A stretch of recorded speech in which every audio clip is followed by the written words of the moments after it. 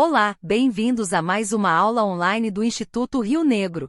Os componentes eletrônicos são divididos em duas classes, os passivos e ativos. O primeiro componente que iremos estudar chama-se resistor. Sua função é limitar o fluxo de corrente em um circuito, ou seja, dificultar a passagem da corrente elétrica. Em um esquema eletrônico identificamos o resistor pelo seu símbolo, independente da sua potência, material ou tamanho, lembrando que o resistor não tem polaridade. Nesta imagem você encontra as duas formas simbólicas para o resistor. Os valores da resistência dos resistores são dados por faixas coloridas segundo um código mostrado nesta tabela. Vamos realizar a leitura sempre da esquerda para a direita. Capacitores. O capacitor cumpre inúmeras finalidades nos circuitos eletrônicos.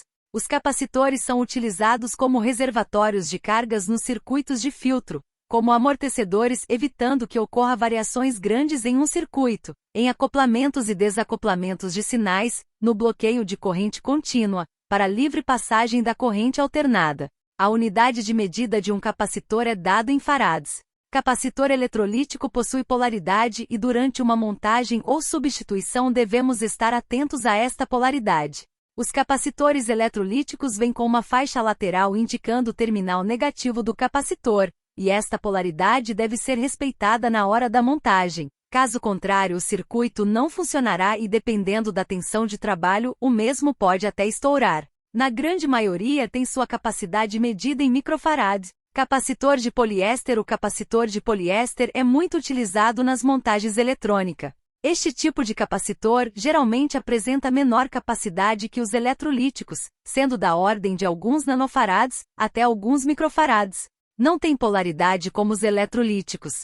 Capacitores cerâmicos. O capacitor cerâmico também é muito utilizado nas montagens eletrônicas, principalmente em circuitos osciladores e de RF. Este tipo de capacitor geralmente apresenta menor capacidade que os de poliéster e eletrolíticos, sendo da ordem de alguns picofarads até centenas de nanofarads. Também não possui polaridade. Dica de mestre. Por que é importante seguir o tipo indicado de capacitor numa montagem? Os capacitores, se bem que tenham por função armazenar cargas elétricas, são diferentes quanto a outras propriedades que são importantes numa montagem eletrônica. Por que não posso usar um capacitor de poliéster onde se recomenda um cerâmico?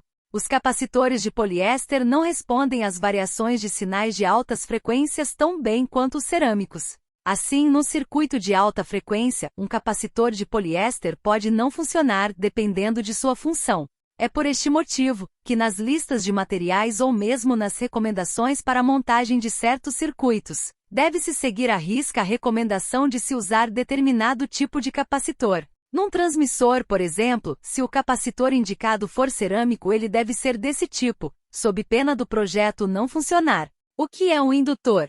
Sob o ponto de vista construtivo, podemos dizer que indutor é um fio enrolado em espiras, cuja principal característica é a indutância. A indutância só aparece quando o indutor é percorrido por uma corrente variável, ou seja, a indutância só existe para a corrente variável. Em um esquema eletrônico identificamos os indutores pelo seu símbolo, com núcleo e sem núcleo, variável ou fixo. Transformadores. Os transformadores são componentes formados por duas bobinas ou enrolamentos em núcleo, ou forma comum. Eles são usados para alterar o valor de uma voltagem AC, principalmente nas fontes de alimentação. O tipo mais utilizado de transformador é denominado transformador de força. Abaixo você encontra alguns modelos reais de transformadores. Componentes ativos, semicondutores, diodos retificadores. Os diodos semicondutores são dispositivos que conduzem a corrente num único sentido. Por este motivo, eles são utilizados tanto em funções lógicas como na retificação, ou seja, para converter corrente alternada em corrente contínua. Diodos de sinal são projetados para funcionarem com baixas correntes. Possuem um encapsulamento de vidro, podem ser de silício ou germânio, e os encontraremos nos circuitos chaveadores ou retificadores de baixa corrente. Abaixo você encontra alguns modelos reais de diodos de sinal.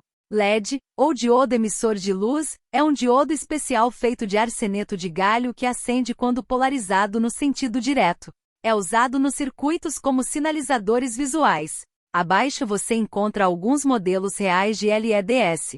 Transistores de todos os componentes eletrônicos, talvez o mais importante seja o transistor bipolar ou simplesmente transistor. O transistor pode amplificar sinais, gerar sinais ou ainda funcionar como uma chave eletrônica, ligando e desligando circuitos. Em outras palavras, colocando um transistor num circuito, ele pode controlar este circuito a partir de sinais de comando. Existem dois tipos de transistores que são diferenciados pelo modo como sua estrutura de silício é determinada. Se usarmos dois pedaços de silício N e um de silício P, teremos um transistor NPN. Por outro lado, usando dois pedaços de silício P e um de N, teremos um transistor PNP. Relés. Os relés são dispositivos comutadores eletromecânicos. Nas proximidades de um eletroímã é instalada uma armadura móvel que tem por finalidade abrir ou fechar um jogo de contatos. Quando a bobina é percorrida por uma corrente elétrica, é criado um campo magnético que atua sobre a armadura, atraindo-a. Nesta atração ocorre um movimento que ativa os contatos, os quais podem ser abertos, fechados ou comutados, dependendo de sua posição. Agora você sabe um pouco mais sobre alguns dos principais componentes eletrônicos. Até a próxima!